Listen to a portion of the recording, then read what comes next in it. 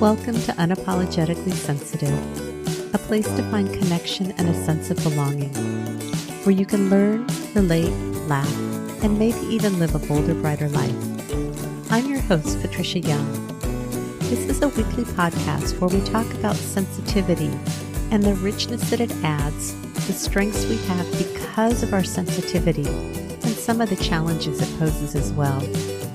The information in this podcast is not a substitute for help from a licensed mental health professional.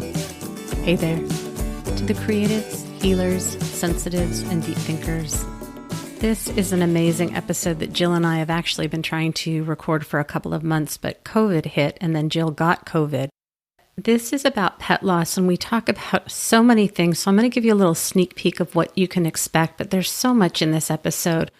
We talk about the importance of death and why it matters when we lose a pet, the importance of talking about it, bringing people in that are important to the pet because they're also going to be experiencing grief, including kids in the loss and how to talk to kids about preparing them for loss, whether they should be there if we euthanize an animal, the ages and stages of when we include kids and how to talk to them, the stress of having to decide if you have an animal that is not doing well, and the anticipatory loss that we have when we know that an animal is aging or is facing a disease.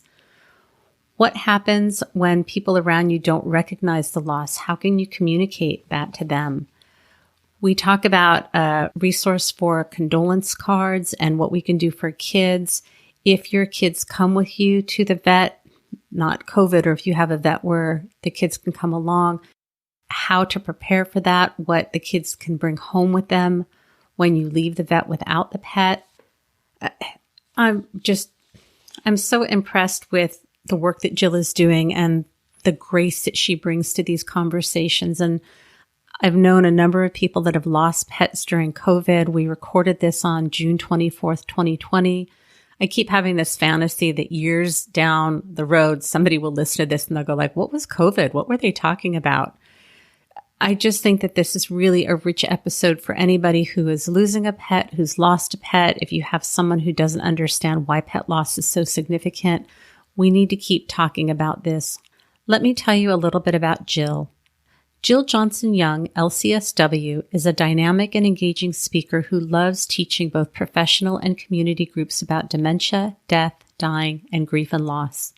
She is the CEO of Central Counseling Services in Riverside, California, where she's also a clinical therapist. She's a certified grief recovery facilitator after spending more than a decade with hospice as a medical social worker and as a director of social services, chaplains, and grief staff. She holds a BA from UC Riverside and her MSW from the University of South Florida. Jill has authored 3 children's grief books and an adult grief workbook with more in process, and created Your Path Through Grief, a year-long comprehensive grief support program, which includes resources for therapists. I just love this episode. I do want to give you a little bit of information. There are some noises in the episode, and I actually may not edit out some of our conversation when there was noise. You're going to hear Jill's dog whining and pawing at the floor. He gets off of a chair. The chair's squeaking. There's some silence. Eventually, she lets Fred out. Gracie's on my lap while we're talking. We both took the collars off of our dogs before we started recording.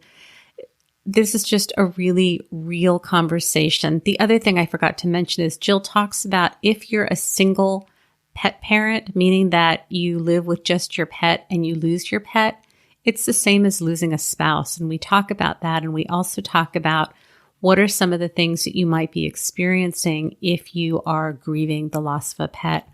I think that this is just a really rich episode, and I hope you enjoy it. All right, now on to the show. Hey, Jill, welcome. Thank you. I'm glad to be here. I'm really excited to have this conversation with you today. I think this is something that so many people have experienced, and we don't talk about it, and we don't know how to navigate through it. I think this is a really important conversation. So we're going to be talking about pet loss today, and I'm going to let you lead the conversation. This is what you specialize in.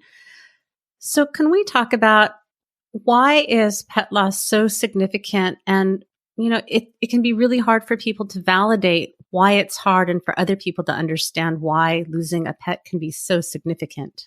Well, for people who are not pet people or who have not allowed themselves to become pet people, maybe yet, which is always my hope, those folks don't have that connection to a fur person. Those who do, your pet is a part of your family, and your pet is related to as a member of the family. If someone is a single pet parent and that's the only primary relationship they have in their house, that's as big a loss as losing a spouse. And there's research that supports that. I want you to say that again because that's really important. If you are a single pet parent and you lose your pet, it is the same as losing a spouse. Yep. And can you say a little bit about why that is? What I'm wanting is for people to hear why it's so important. If you're the person that's lost the pet and you can't understand why things are so hard, or if you're someone who doesn't get it, I really want people to understand why our hearts grieve when we lose our four-legged family members or two-legged or whatever animals it is that we have. So for the person losing the pet, they go through all of the anticipatory grief if they realize the pet is sick, which is something that happens with a lot of pet deaths. They get older, they get sick, or even when they're young and they're diagnosed with something, you go through the same process as you do with a human person in your house. The date of the diagnosis is devastating. The deciding what to do for treatment or not treatment is devastating. The taking care of them toward the end is something you do out of love and devotion and dedication. The being with them in the dying process is something you do just as you do with a person. There's a significant difference in that with pets, we can choose euthanasia if it's needed or if it's the kind thing to do. With humans, there's no ability to choose one's death except for in a handful of states. And that's still very controversial, but it's not controversial for pets. And then the afterward, you are literally leaving, if you've gone to euthanasia, you're leaving the vet's office with empty arms. It is just as devastating as leaving a funeral and walking away from the casket going into the ground. And a memorial, it needs to have a process. There needs to be grief because you've just lost an integral part of your family. Yeah. And I think too that we get unconditional love from our animals. This is, the one piece of our life where our dogs don't get resentful. They don't say unkind things. They don't shut us out. If they have a little bit of an upset, but it's pure unconditional love. And I think, so I just want to say that we're hearing your dogs. I'm going to have I'm going to get rid of her. Just it's okay. Give me 1 second. It's totally fine. Are you sure? Because he's pacing the floor. Well, but if you're okay with the sound, we'll keep the dog. I'm totally fine with that. I just want to name what people may be listening. So this is that's Fred. That's Fred. If you have pets, this is what we have when we have pets. Right. But I think it's that unconditional love that we get, and it is so pure. And I think so many people have such giving, loving hearts that we get so much out of caring for and the relationship that we have with our pets. And to lose that, it's huge. It's a huge loss, but I don't think that we talk about it enough. And so people don't understand why it can be so hard, or other people don't understand why we're having such a hard time. Well, when you lose a spouse, for instance, and you walk in the door to the house at the end of the day and they're not there, it's a huge bump. Spouses don't usually meet us at the door with their tails wagging and their tongues out and jumping on us and wanting to kiss all over us. I mean, it'd be nice if they wanted to kiss all over us, but if it's that kind of day. But, it's the pet is the one who does that. The cat is the one who insists on sitting on our laptops as we're working at home right now. They integrate themselves into all aspects of our lives. They sleep with us. I haven't had a moment in a bathroom in years without a dog, either in the bathroom or trying to be in the bathroom. And sometimes there's 3 of them. My dog likes to sit on my lap when I'm on the toilet. Exactly. I sometimes have 3 sets of paws. Yeah. Yeah. Because that's who they are. And then, cats and toilet paper during COVID, there was that whole thing about unrolling the toilet paper rolls and wasting precious resources, but still loving that that's part of who they are. Pets give us those eyes we can look into and those ears we can stroke. Children, when they have a pet, it becomes a primary attachment, similar to a parent. Sorry, parents, it's true. And they can tell their pet anything. So you've got that girl in 5th grade and she's got mean girl stuff going on. She goes home and she cries on her cat or her guinea pig or her hamster, maybe her snake. I'm not super fond of snakes, but I'll go with snakes.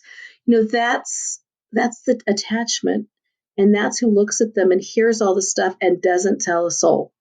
And how incredibly loud the absence of a pet can be. Whether it's a cat who, when you come Oh, home, meows, or that if you have hardwood floors, the sound of nails clicking on the floor, all of those little things that we don't even think about, the little rituals when you go to the bathroom or when you go to feed them, or all of those things, the absence is incredibly loud. and if they've been sick, so you've been caretaking them, all of those pieces go away too. So you lose that caregiver role Mm-hmm. and you lose that additional relationship that builds over the caregiving. Mm-hmm. As you know, that I just lost my Adele. We have in Right. our house oodles because we have oodles of poodles. Mm-hmm. And if you read my kids' books, you will see there's a poodle in every page. Poodles go to funerals in the books that I write, Mm-hmm. as they should, and to doctor visits.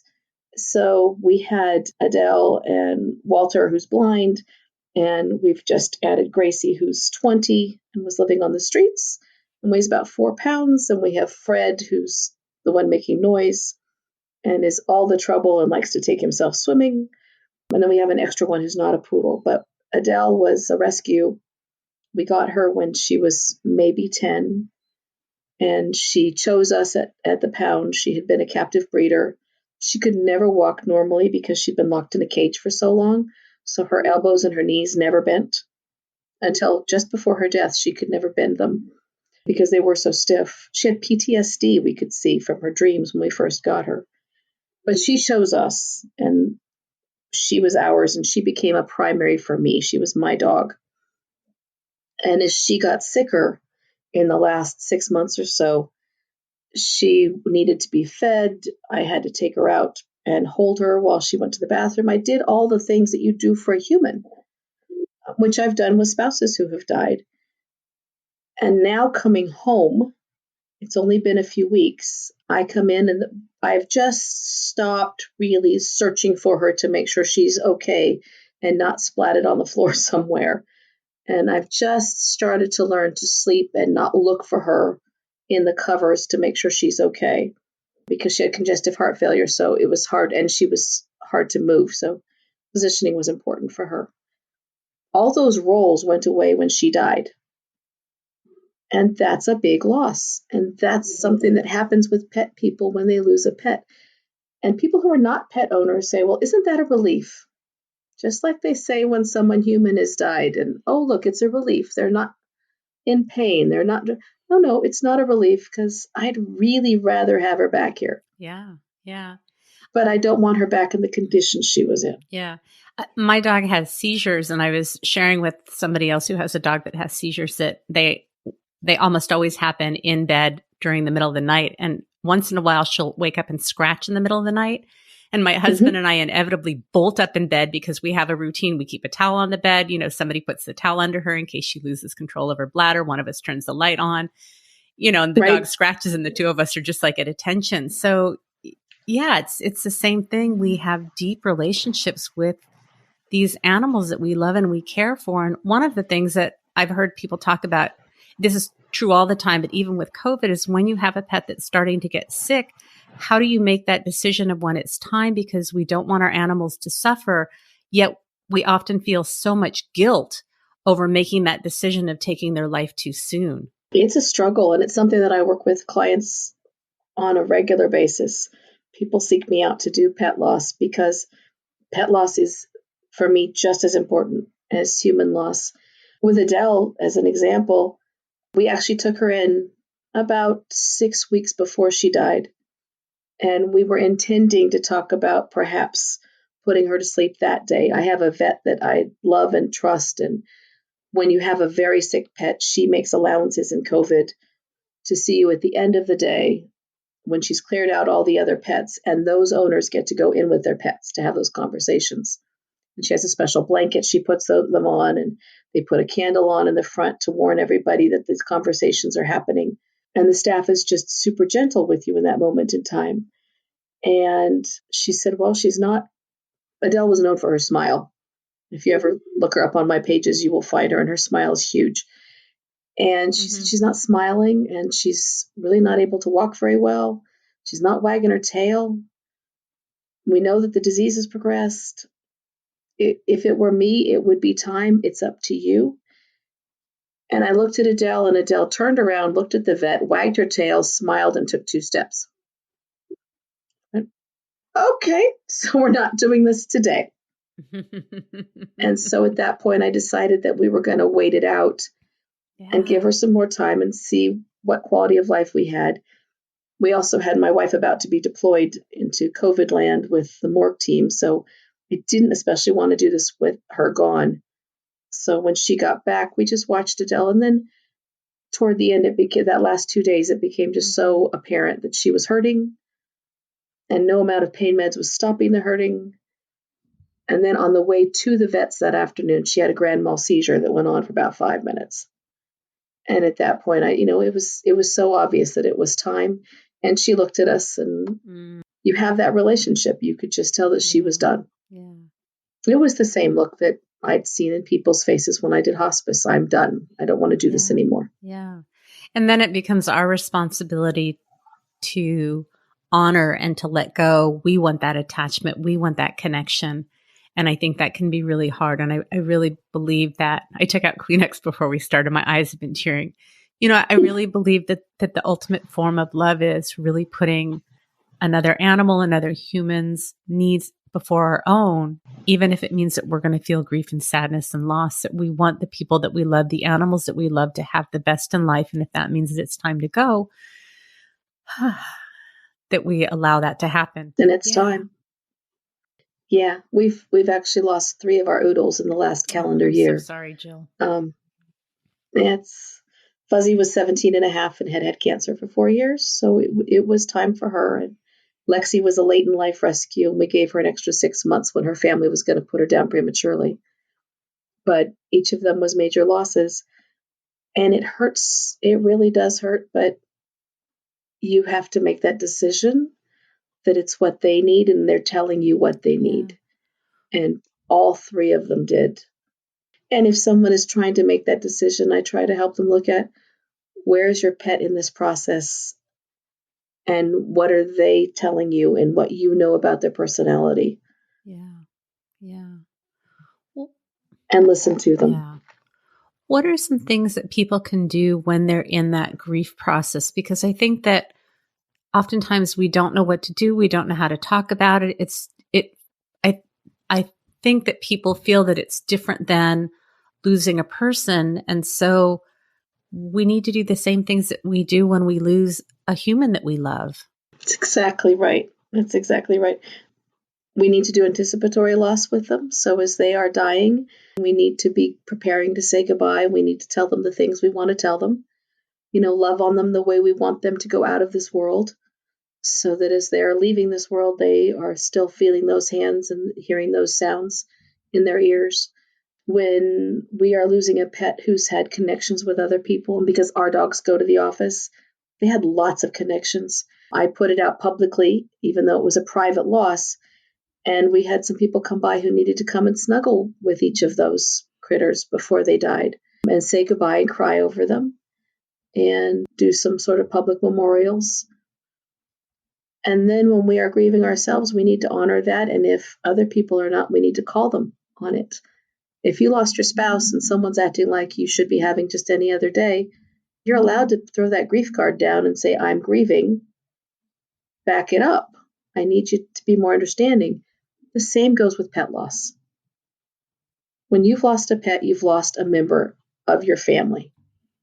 And that needs to be honored. Yeah. I've had clients who've had ministers come out and actually do funerals in backyards for them. When you have a pet who's like a cat about town, my sister had one. I've had other people who've had them. And that cat, dogs don't do this usually, but cats have relationships all over the neighborhood if they're indoor-outdoor cats. And so you may not know it, but they may be spending time with the neighbor who was just widowed.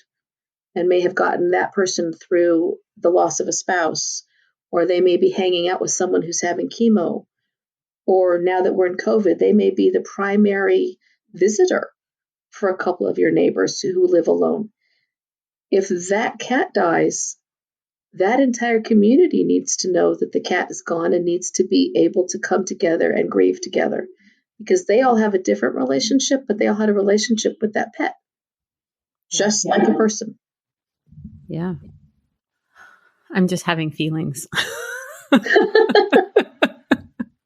Having lots of feelings. Where do you want to go from here? Because I'm having feelings. Let me go into what happens when people don't recognize it. Okay. So when you are the one who's had the pet loss and you've got people around you who are not pet people, that's sometimes an issue because they tend to minimize and they don't understand the depth of the loss. And they may expect you to continue to do just the way you were doing yesterday.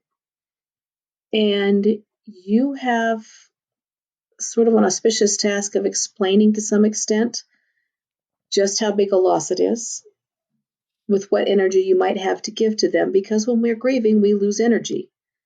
And we lose the ability sometimes to be kind to people because we're putting our energy into just getting through the day and not crying over our little friend who didn't wake up with us that morning. Because when you lose a pet, you do the same thing. You wake up in the morning and realize all over again that they're dead for probably a month. Is normal for humans and pets.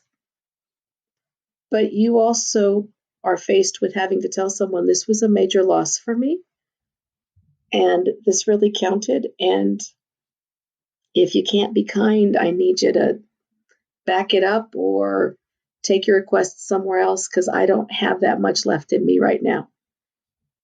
And you also need to monitor yourself, because you may think you've got all the energy you normally do, and you don't.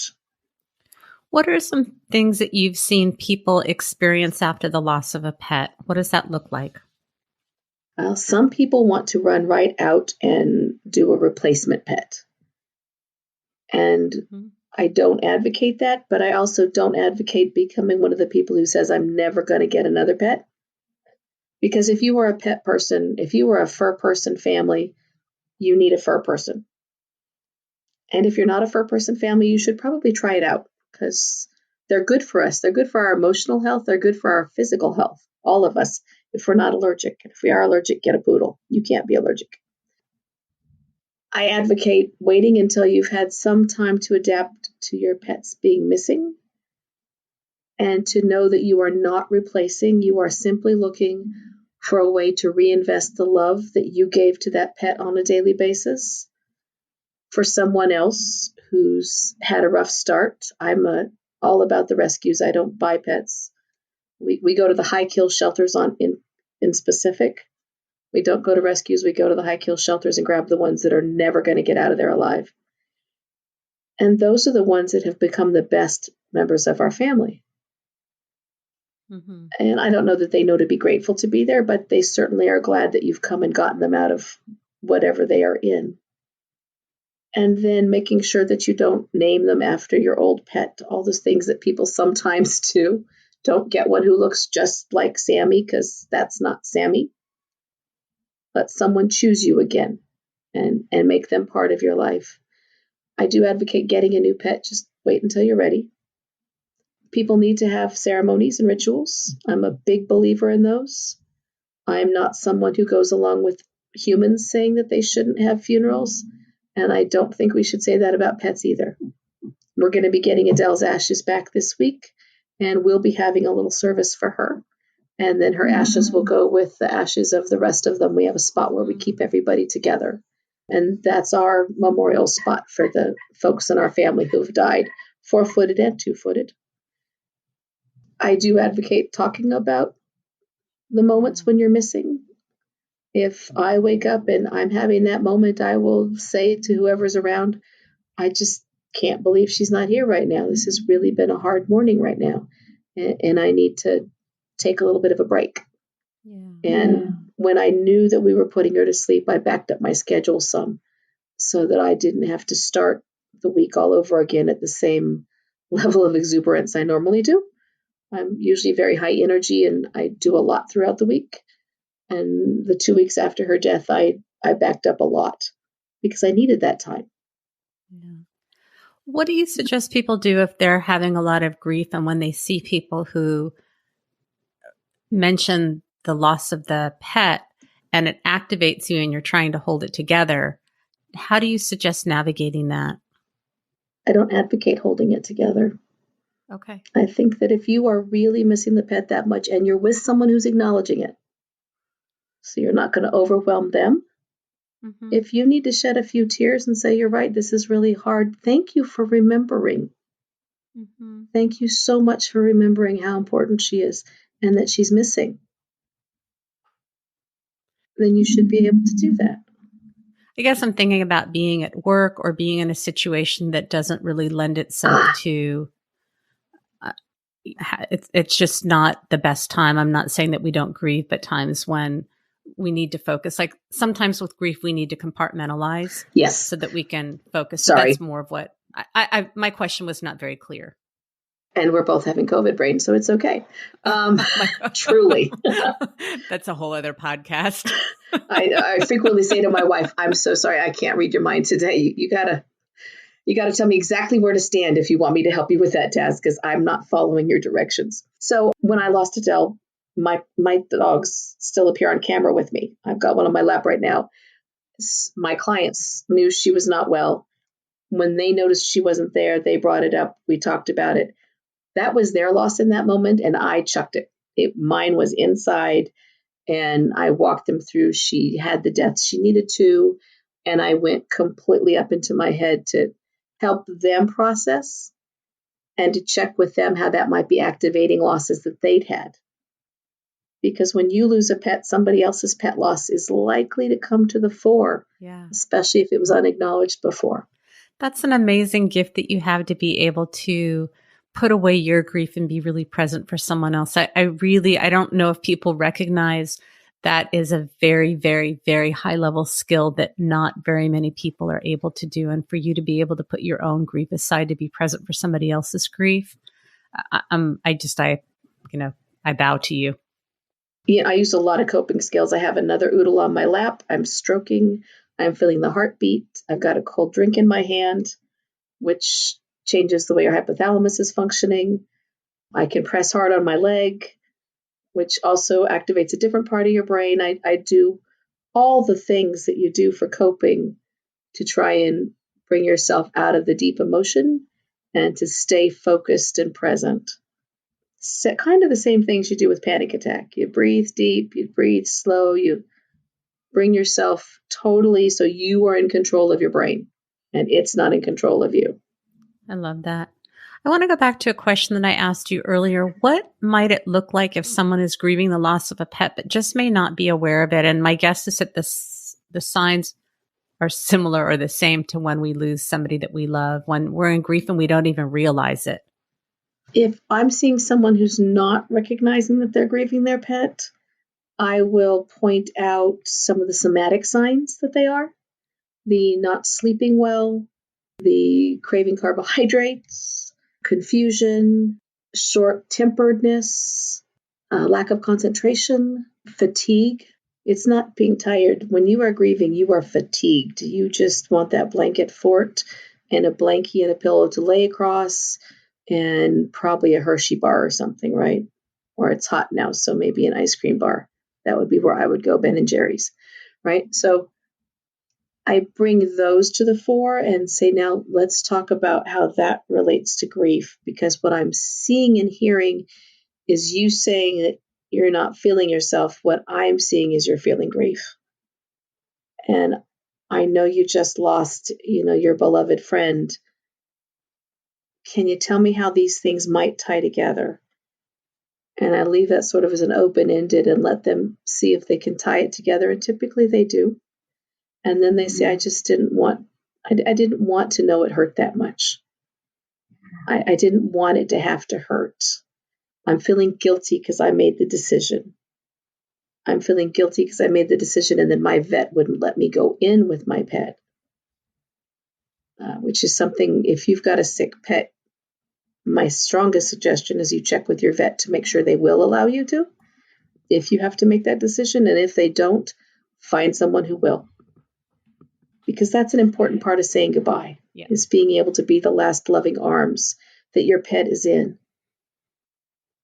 That's important. I've always gone in and held my pets and sat with them for as long as I needed to. But I know people that that's too much for them and they're not able to do that. During COVID, I think especially I know somebody who has small kids, their partner travels, they took the dog to the vet, had to wait in the Sorry, parking Fred lot. just got off of the chair. That's okay. I'm just going to wait till it gets a little quiet. And then the vet came out and said that the dog needed to be put down. And the pet owner had two small children, very small children, and had to say goodbye to the pet from the car. You know, I can't imagine with all the stress of being a full-time working person, having to care for two young children at home during COVID, having a partner that travels for work, and then having to deal with this on top of it. And I've known a few people that have lost pets during COVID, and it's just devastating because we don't know that that's going to happen, and we can't even prepare or anticipate to check out that the vet is going to allow us to be with the pet. Or in this case, the person couldn't have been with the pet because they had young children with them, and it just couldn't work. In my estimation, it would have been too much. What do you do with that? Yeah. You forgive yourself. You know that you gave that pet all the love you could, and you obviously have trusted that vet with that pet's life all this time, and you're trusting that vet and the staff to take good care of them. I have never known a veterinarian to be cruel during a euthanasia. I know a number of them now because I wrote a book for them.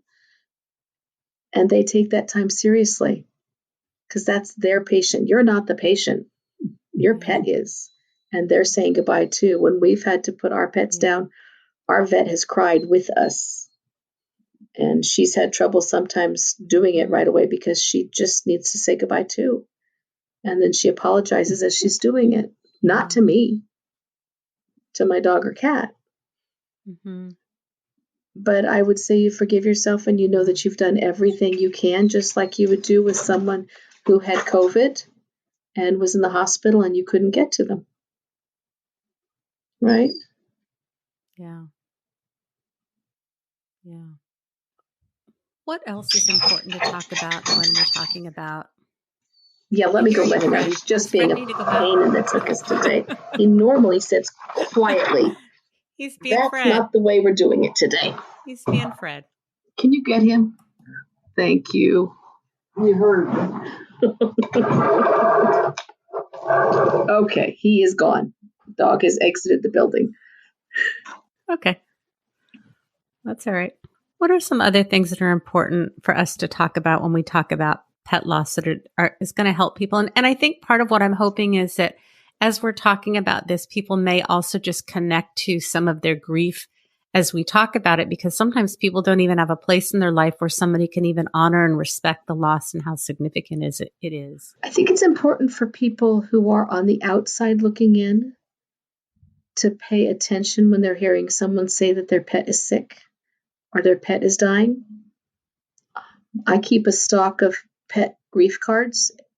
I used to keep them at the office. Now they're at home with me. And I get them from a specific supplier because they're not sappy sweet. Can you tell us what that is?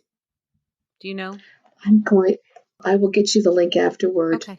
She's it's a woman who writes really good grief and coping cards. She's even has a card for saying goodbye to someone before they die. Oh, I love that. She's just amazing.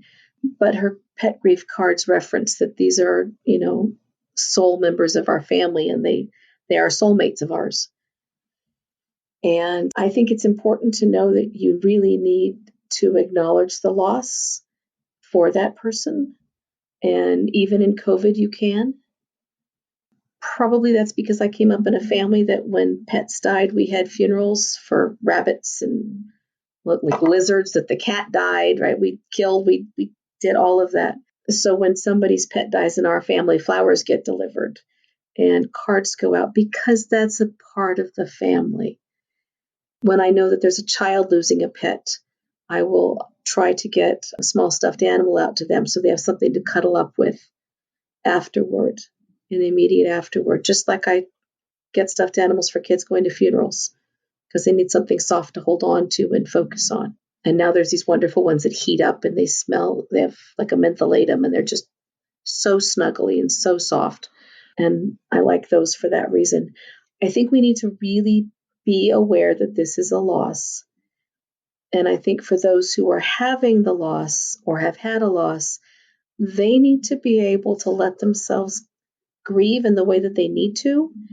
And if it brings up past losses, they need to also let those come forward. Frequently, we adopt not one pet together, but lots of us take sibling sets, just like human adoption. And I've had clients who've had siblings and they lose one and then they know that the other one is at some point also going to die. So they're kind of grieving, but they're also holding out hope that the other one is going to last a little longer. And then whammo, they've got a double loss. So then we prepare for things as we would for any other kind of loss, the anniversaries, the holidays. If you're a single pet parent, your pets are part of your holidays. I like to have people put, an ornament on the tree for someone who's died, if they do Christmas, or a special candle on the menorah if it's Hanukkah, or whatever holiday it is where you honor those who have died. The church I attend has All Souls Day.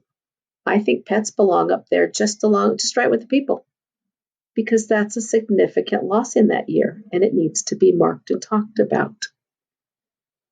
Yeah. So all the rituals are important, all the talking, all the acknowledging, and then all the happy remembering, because we don't want to sit just in the grief. We want to also move into, we were very lucky to have them in our lives, to let go of any guilt we're holding for whatever decisions we made, because certainly making decisions about a pet who is sick are different than humans, especially older pets.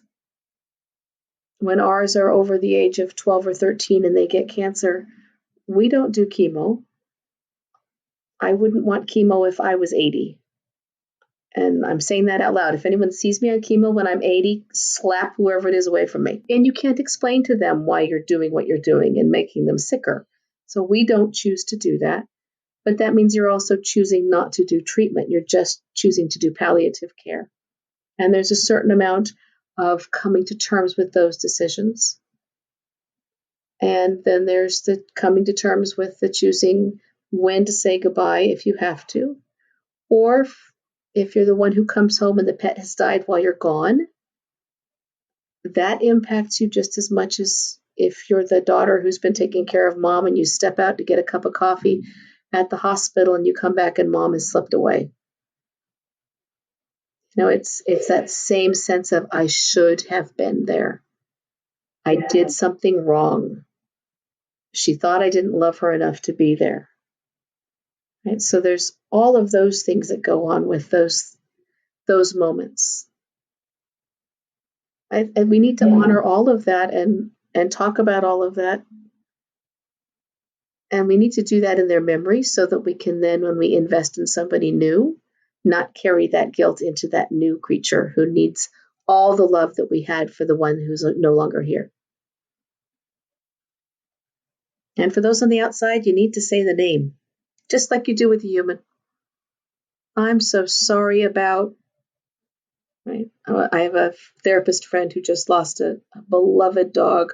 I never met that dog, but that dog was all over the internet, and he played a game called Where's Waldo, and that wasn't the dog's name, but it was where's the dog hiding in the yard or in the car or in the this or in the that. And when Waldo died, who wasn't Waldo, there must have been 200 condolence messages, because that dog touched that many lives. They had no idea. And so, so I've sent, I send messages. I just want you to know we're still missing him. That matters. Yeah. Yeah. What are some specific things that people can say when they don't know what to say? They're signing a card, they're on social media. Can you give people some phrases When I'm sending a condolence card, I always reference something, a memory of that person or that pet. So for Waldo, I so miss seeing his little face, and it was just amazing to see how much he loved you. He was so blessed to be in your family and to be that loved. That's an important message to hear when you are missing someone and you may be feeling guilty that, you're right. I gave my creature the best home possible. I will say things like, some people may not understand, but I know you lost a family member. I can only imagine how much it hurts to wake up in the morning with them not there. Just know that I'm thinking about you. I wish I could come over and be with you. Freaking COVID. Yeah. Just know that I'm there with you. If you want to call or if it's a good time, I will call.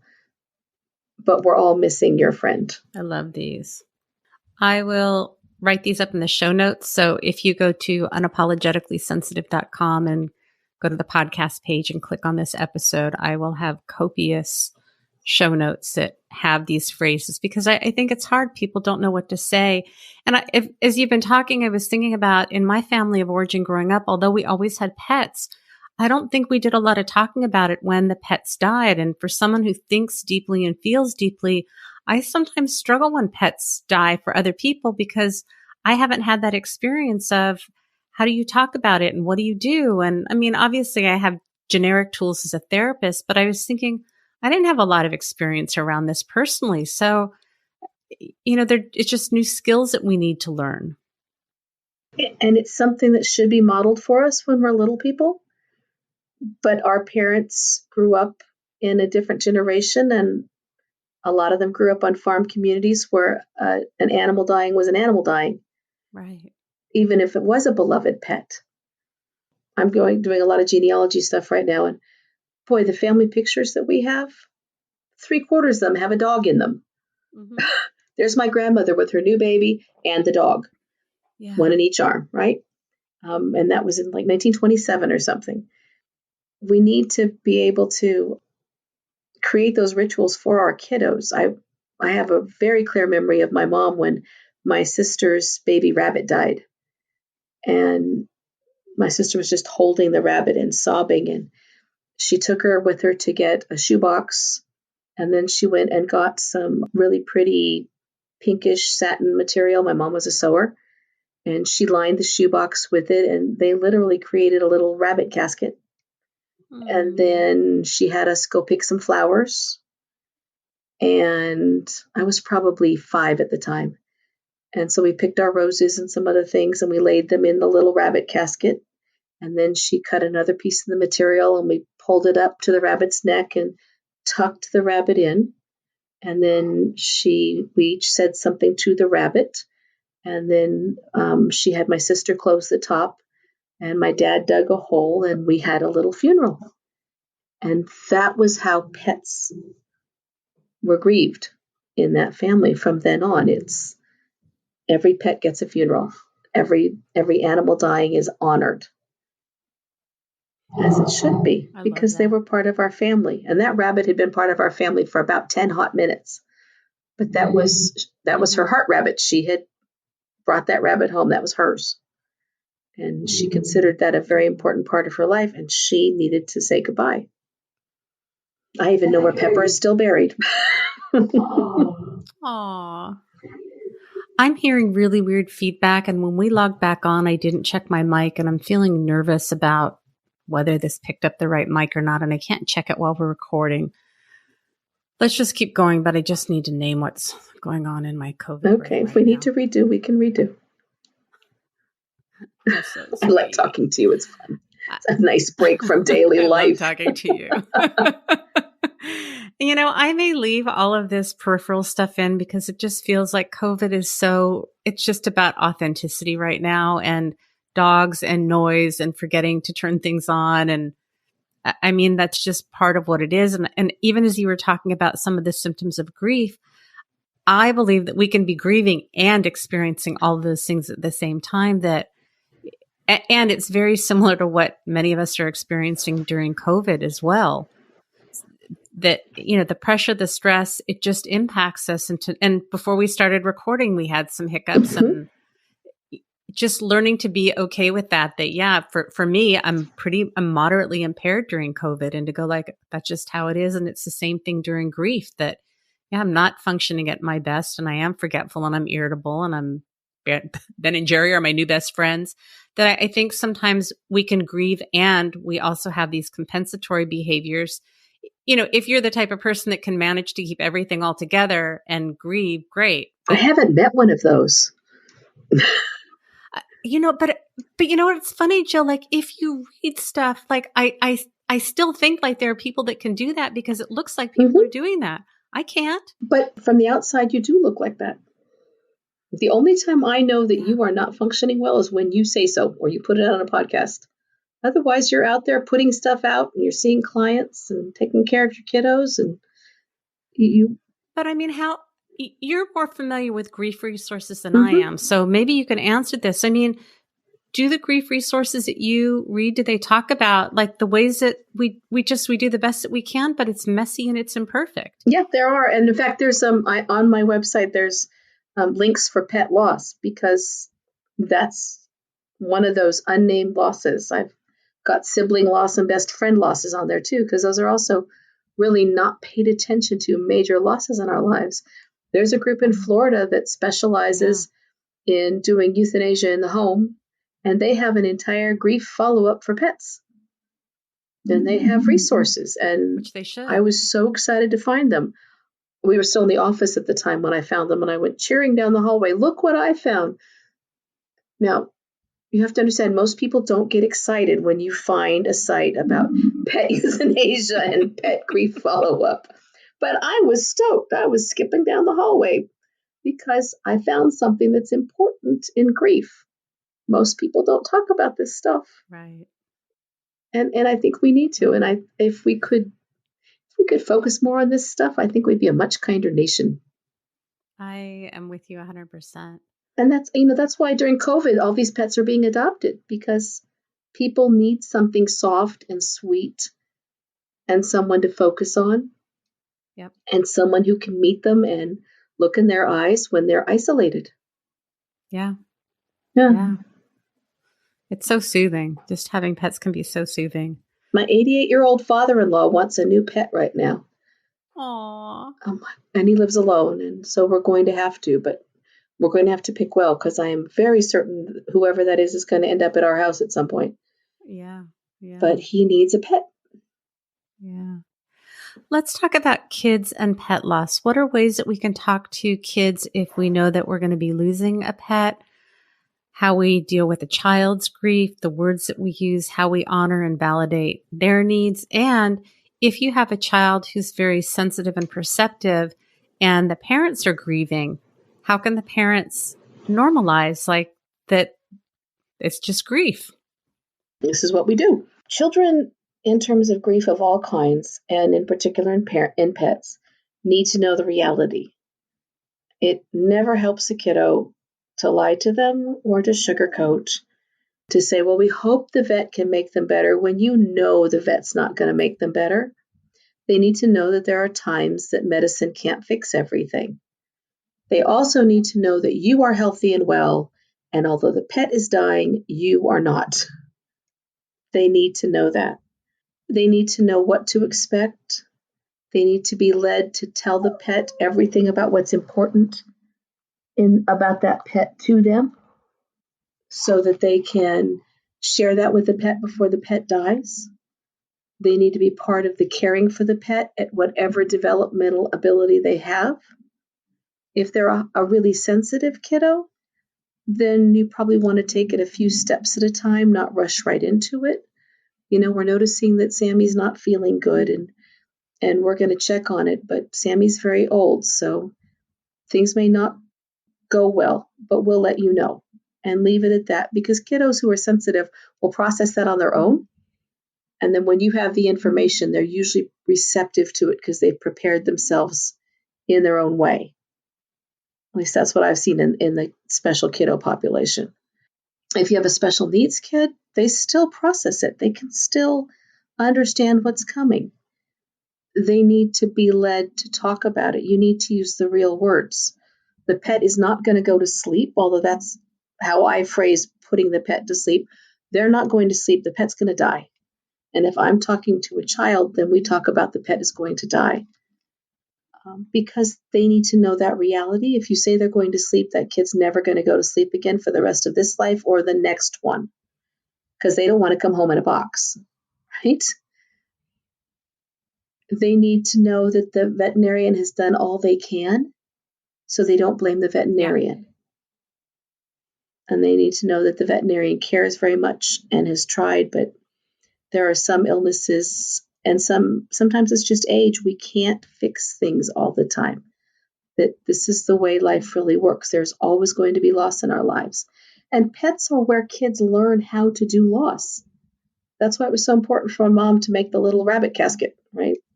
Because loss is part of our lives. When we went to our first funeral for a human, I already knew what it was to close a casket. I'd been there and done that with Pepper the rabbit. So we need to prepare kids for it. If you are someone who's able to go to the vet with your pet and your kid is capable of it, take them with you. Let them be part of that, but prepare them ahead of time. That's one thing veterinarians do like. They want kids to know that they're not going in there and doing something inhumane. They're doing, it's a very gentle and kind procedure. The pet sleeps before they die. They're being cared for and loved on and hearing your voice till the very end.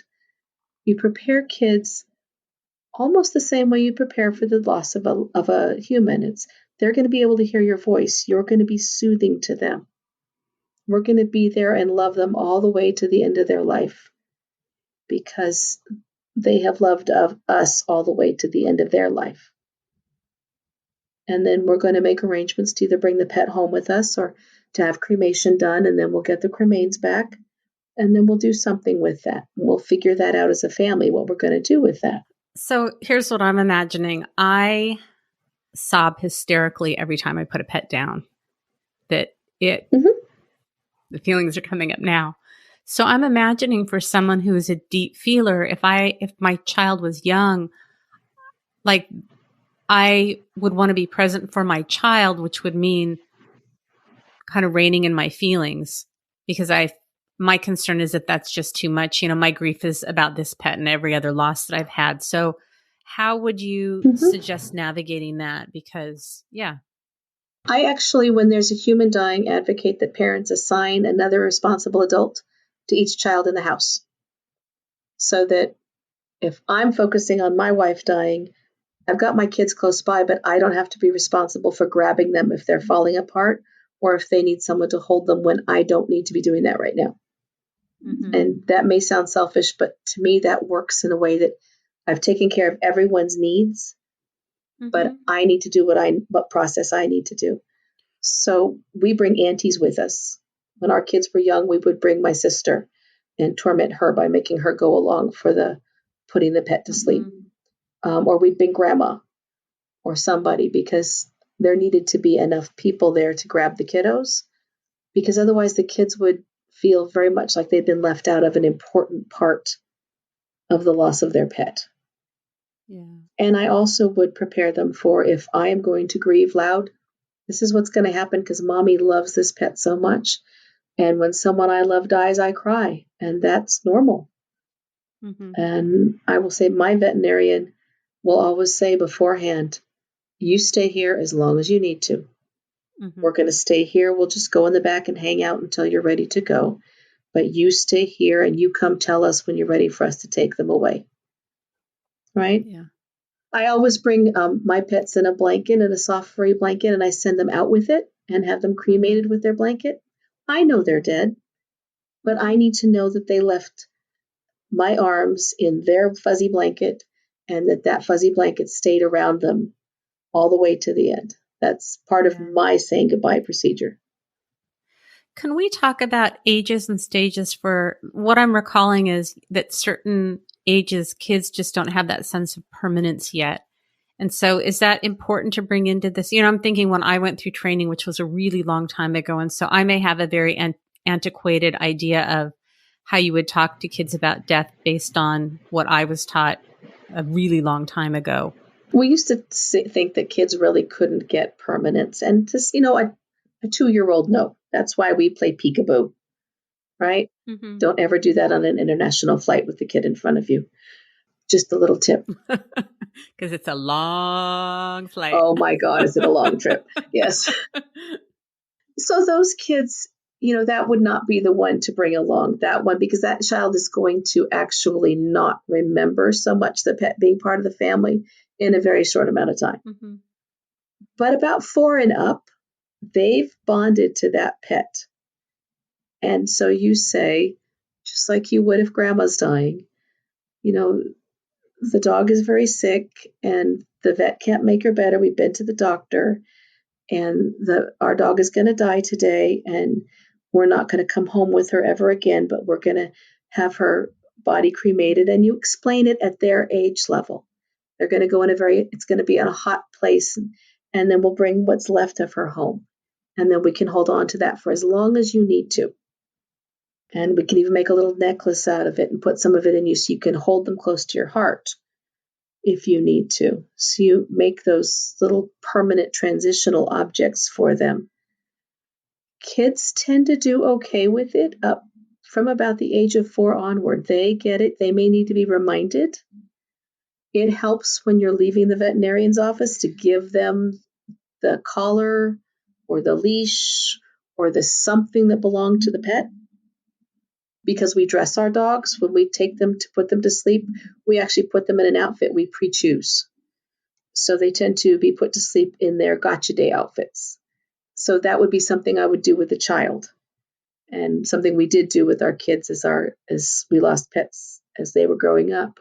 If you can arrange to have the euthanasia done at home, it's actually kind of a neat ritual because you can all circle up around the pet on the floor or on the bed, and the person will do it when you say do, and your pet stays home with you. And you can be around them and watch them take their last breath. And then everyone can do what they need to do in the time they need to do it. And you can arrange for the person doing the home euthanasia to either take their body with them to do cremation, or you can hold on to them and take them out yourself later, or just bury them in your yard. There's lots of options that you can explore. That's why it's important to explore them early if you know you have a sick pet or a really senior pet that you need to be planning for. Yeah, kids just need to know the reality of it. And it's sometimes hard for adults because kids want to know, well, what medicine? Well, how do they give it? Well, how do they do cremation? How do they build the fire? That's the concrete operations of a small child. So you do have to be prepared to take the time to explain that. You might cry all the way through it. That's okay. You're being authentic. You're teaching them that when we lose someone, we cry. And then you help them tell their friends that their pet died because the friends tend to be supportive. You tell your friend Mikey that we had to put, Joey to sleep today. The kids will circle up around them because many of them have had pet losses or have pets at home. And they learn to share grief that way, which is another really important lesson for kiddos and loss. Yeah. As I've been crying as you're talking.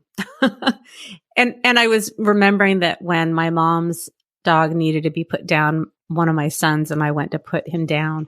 And my son to this day has his collar and his tag, and part of it is part of his phone. And, that he's also someone who feels things really deeply. So I was remembering that. My daughter has her cat's paw print tattooed on her shoulder. I had no idea she was going to do it. She disappeared one day and came back. And she said, I couldn't. I had to have it. It's your body. You get to choose. Just don't put it on your forearm, please. Or your neck. We're actually overdue on time. Okay. So what I'd like to do is, and I'm really concerned about the quality of my end of the recording, so we'll see how that turns out. What do we need to talk about that we haven't talked about? Where can people find you? Can you tell us about your books? So you can find me at JillJohnsonYoung.com. No hyphens, no caps, super simple. I'm also on Facebook under Jill Johnson Young LCSW. And I'm on, Twitter and Instagram and all those things I don't actually do those things. I have someone who's 20 who does that stuff for me because my COVID brain doesn't manage all that social media, but they're there. You'll find me. And the links to the books are on the .com site. They're also on Amazon. I have a book for children about preparing for someone to die, which shows hospital beds and doctor visits, and it talks about the reality of it. One for after a human person has died, which has caskets and cremations, cemeteries, and a mom looking at a child like, don't you dare jump in that hole, right? Or you're going to die too, because I'm going to kill you. And then I have one for when a pet is sick and how do you say goodbye and what happens in that process. All of them have helps in the back for adults to give them the language that they need to talk to kids about these things. And 2 of them have vocabulary words because there are things in there that kids might not understand and parents might have trouble explaining, and they can just point to the word and read the answer. So the pictures they're drawn, they're sensitive, but they really do show what is involved. They talk about what it's like to go home and hold on to the collar and not have your pet in your arms, and what it's like to tell your friends, and what it's like to remember, and all of the things that go on when you have a loss, because kids need to know. And I wrote the one for the pet loss at the request of our veterinarian because veterinarians are having a very tough time right now. And folks are not real understanding that they can't go in to the offices and they're lashing out at them. And we actually have a relatively high rate of suicide in the veterinarian population right now. So I wrote the book so that people will understand that vets are doing the very best they can and being as loving and gentle as they can. And they went into being veterinarians because they cared about pets too. And their heart is in it. And we need to recognize that when we're talking to them and not lash out at them because they can't fix our pet any more than we'd lash out at the oncologist if they can't fix cancer. So they're all available online. They're easy to get to, and they're Amazon Prime, I think, still, although I don't know what that means anymore in COVID land. Yeah. I'll put links to the books and to all of the places that people can find you also in the show notes. Is there anything else that we didn't cover that you're just thinking like, we didn't get to this and we really needed to say something? I can't think of anything other than if you know someone who's losing a pet, please make sure you honor it. And if you are someone losing a pet, make sure you're taking care of yourself and that you're not overextending yourself and that you're giving yourself the time to say goodbye. Cancel the appointments and spend the time with your pet because it's your time, and that's really important time to say that time, to say goodbye and to have the cuddles and the snuggles and the little nose close to you for the last time. Take the time. Okay. And my email is on my website, so if you need to reach out to me, you can email me directly. Jill, I was thinking when you were talking, like you're just blessing so many people with the grief work that you do for people and for our pets. We're just so blessed and lucky to have you. And I feel so grateful that you were willing to jump on, hopefully, this call that recorded with decent quality. I hope it recorded, but thank you for having me. And I really think it's important that we talk about grief and make it part of life. I agree. And it's important to adopt all the creatures. Yep. Yeah. All right. Thank you, Jill. Have a great day. You're welcome. You too. All right. Bye. Bye-bye. Hey again. So what'd you think of the episode? I took Kleenex out before we recorded because I'm someone who just cries very easily, and especially when it comes to pet loss. During COVID, I needed to take my dog who's blind and has seizures and is allergic to everything in the world. I also have to home cook food for her because she is allergic to everything. I had to take her to the vet, and this is during COVID, so I knew I'd have to sit in my car, and she was not that ill, but I automatically go to the place of like, what if something's wrong? What if she dies? That anticipatory grief. And she ended up being fine. But for someone who feels things very deeply and is very, very attached to my animal, and I've always been very close to my pets, I think for some of us, this is really normal. Part of the importance of this episode is to get more comfortable talking about death and loss and grief, how important our pets are to us. These are all okay things, and I think that we often get shamed for this. And Jill and I talked about in another episode, and I meant to say this at the beginning. If you like this conversation with Jill. Episode 47 is another conversation with Jill. The episode is called 20 plus ways to practically manage change and loss through the holidays. It really was about grief, but my fear was that if I said grief, people wouldn't listen. So if you've made it this far, chances are you're okay with talking about grief. We need to have these conversations. We need to talk about it. And Jill talks about writing letters for clients who need to take time off of work after they've lost a pet. We are connected to our animals. Loss and grief is so normal. So I really hope that this episode has been helpful for you.